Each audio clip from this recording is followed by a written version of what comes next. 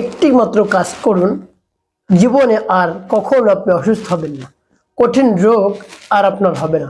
প্রিয় ভাই বোনেরা, আপনি একেবারে কঠিন রোগে আক্রান্ত হয়ে পড়েছেন, কোনোভাবেই সেই রোগ দূর হচ্ছে না।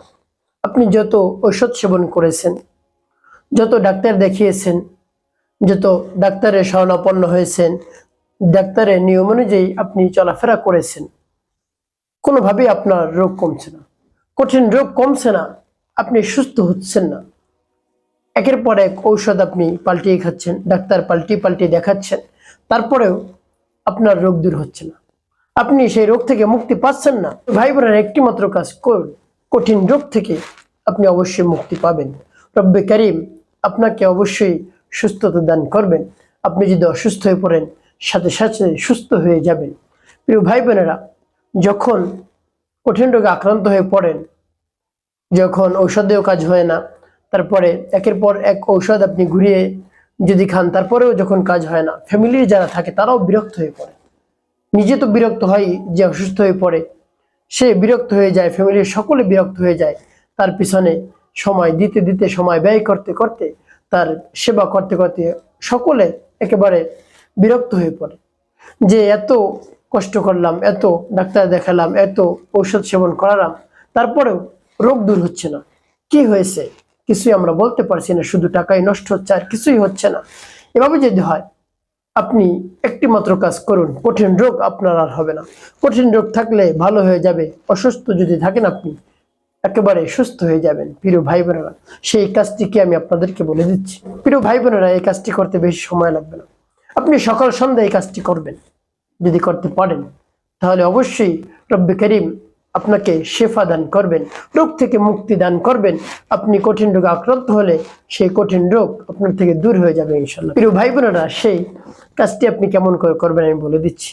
কাজটি আপনি সকাল সন্ধ্যা করবেন, সন্ধ্যার পর, ফজরের পর, ফজরের পর, সন্ধ্যার পর, এই দুই বেলা আপনি এই কাজটি করবেন। আর যখন করবেন এর পূর্বে আপনাকে উত্তম রূপে পবিত্রতা অর্জন করতে হবে। তো আপনি ধরে নিন ফজরের নামাজের পর সেই কাজটি করবেন। তো ফজরের নামাজ জামাতের সাথে আদায় করে তারপরে যে কিছু তাসবিহ তাহলিল রয়েছে, সেই তাসবিহ তাহলিল আপনি আদায় করবেন। কি একবার আল্লাহু আকবার, তিনবার ইস্তেগফার, আস্তাগফিরুল্লাহ আস্তাগফিরুল্লাহ আস্তাগফিরুল্লাহ, একবার আয়াতুল কুরসি পাঠ করবেন আপনি। তারপরে আপনি 100 বার তাসবিহ পাঠ করবেন, 33 বার সুবহানাল্লাহ, 33 বার আলহামদুলিল্লাহ, 34 বার আল্লাহু আকবার। তারপর একবার দোয়াটি পাঠ করবেন, আল্লাহুম্মা আনতাস সালাম ওয়া মিনকাস সালাম, তাবারাকতা ওয়া তাআলাইতা ইয়া যাল জালালি ওয়াল ইকরাম। এভাবে যখন এই তাসবিহগুলো পাঠ করা হয়ে যাবে, তারপর আপনি সেই আমলটি শুরু করে দিবেন, সেই কাজটি। এভাবে যখন এই তাসবিহ তাহলিল পাঠ করা হবে, তারপর আপনি সেই কাজটি করবেন। প্রিয় ভাই বোনেরা, যখন করবেন একেবারে পরিপূর্ণ মনকে স্থির করে, পরিপূর্ণ ধ্যান খেয়ালে বসে আপনি সেই কাজটি করবেন।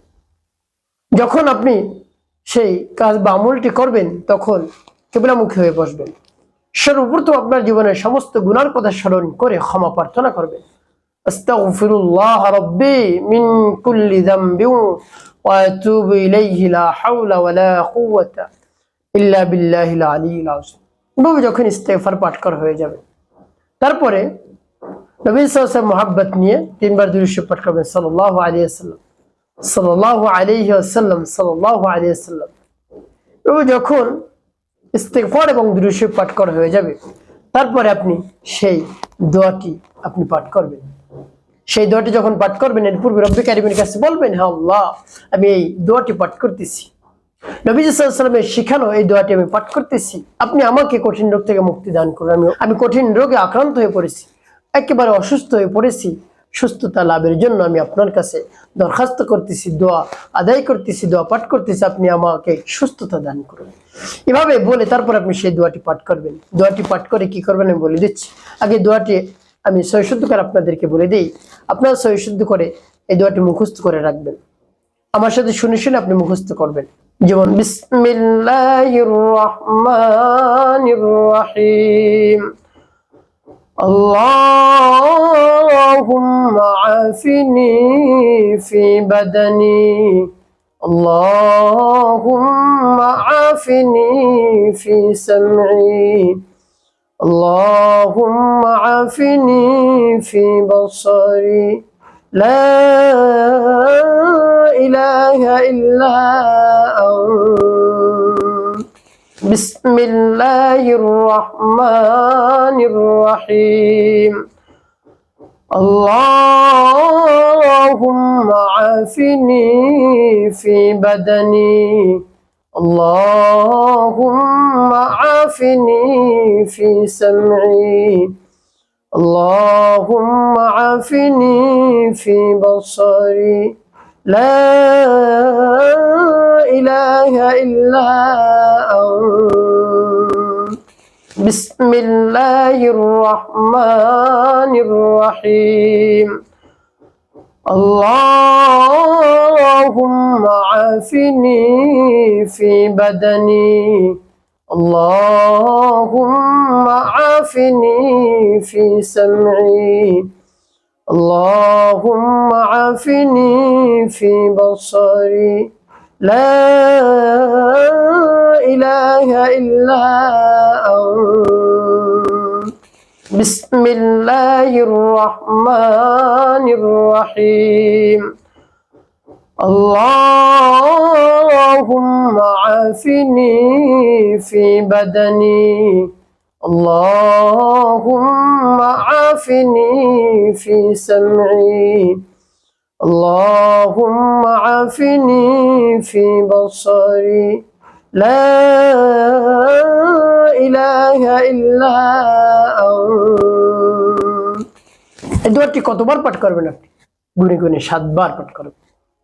7 বার যখন পাঠ করা হয়ে যাবে, প্রিয় ভাই বোনেরা, নবী সাল্লাল্লাহু আলাইহি ওয়াসাল্লাম মুহাব্বত নিয়ে ভালোবাসা নিয়ে 7 বার দুরূদ ইব্রাহিম পাঠ করবেন। আল্লাহুম্মা সাল্লি আলা মুহাম্মাদ ওয়া আলা আলি মুহাম্মাদ কামা সাল্লাইতা আলা ইব্রাহিম ওয়া আলা আলি ইব্রাহিম ইন্নাকা হামিদুম মাজিদ। আল্লাহুম্মা বারিক আলা মুহাম্মাদ ওয়া আলা আলি মুহাম্মাদ কামা বারাকতা على إبراهيم وعلى آل إبراهيم إنك حميد مجيد. اللهم صل على محمد وعلى آل محمد كما صليت على إبراهيم وعلى آل إبراهيم إنك حميد مجيد. اللهم بارك على محمد وعلى آل محمد كما باركت على إبراهيم وعلى آل إبراهيم إنك حميد مجيد. اللهم صل على محمد وعلى آل محمد كما صليت على إبراهيم وعلى آل إبراهيم إنك حميد مجيد. اللهم بارك على محمد وعلى آل محمد كما باركت على إبراهيم وعلى آل إبراهيم إنك حميد مجيد. اللهم صل على محمد وعلى آل محمد كما صليت على إبراهيم وعلى آل إبراهيم إنك حميد مجيد. اللهم بارك على محمد وعلى آل محمد كما باركت على إبراهيم وعلى آل إبراهيم إنك حميد مجيد. اللهم صل على محمد وعلى آل محمد كما صليت على إبراهيم وعلى آل إبراهيم إنك حميد مجيد. اللهم بارك على محمد وعلى آل محمد كما باركت على إبراهيم وعلى آل إبراهيم إنك حميد مجيد. এভাবে যখন দুরূদ ইব্রাহিম 7 বার পাঠ করা হয়ে যাবে, সাথে সাথে ওই স্থানে বসে রব্বে কারীমের দরবারে হাত তোলেন, করবেন আল্লাহ আমার জীবনের সমস্ত গুনাহ খাতাগুলো মাফ করে দেন, সকল জিন্দা মুর্দা সকলকে মাফ করে দেন, সকলের গুনাহ খাতা মাফ করে দেন, যত মুমিন মুমিনাত মুসলিমিন মুসলিমাত রয়েছে সকলকে মাফ করে দেন। তারপর রব্বে কারীমের প্রশংসা করবেন, হে আল্লাহ আপনি হলেন সর্বশক্তিমান, আপনি যা ইচ্ছে তাই করতে পারেন, আমার রোগকে দূর করে দেন। কঠিন রোগে আক্রান্ত হয়ে পড়েছি, কোনোভাবেই রোগ দূর হচ্ছে না, আপনার শরণাপন্ন হয়েছি, আপনি কঠিন রোগ দূর করে দেন। এভাবে রব্বে কারীমের কাছে বলবেন, দেখবেন আপনার কঠিন রোগ রব্বে কারীম সুস্থ করে দিয়েছেন। আপনি যদি কঠিন অসুস্থতার মধ্যেও থাকেন, একেবারে সুস্থ হয়ে যাবেন। প্রিয় ভাই বোনেরা, পরিপূর্ণ বিশ্বাস এবং আস্থা নিয়ে এভাবে এই দোয়াটি পাঠ করবেন। আপনি এই দোয়াটি সকাল সন্ধ্যা পাঠ করবেন, দেখবেন আপনার সমস্ত সমস্যা দূর হয়ে যাবে ইনশাআল্লাহ। প্রিয় ভাই বোনেরা, একটি কথা মনে রাখতে হবে, 5 ওয়াক্ত নামাজ আপনাকে আদায় করতে হবে, মানুষের খেদমতে কল্যাণে কাজ করবেন, অবশ্যই আপনার জীবন হবে সুখময় এবং শান্তিপূর্ণ ইনশাআল্লাহ।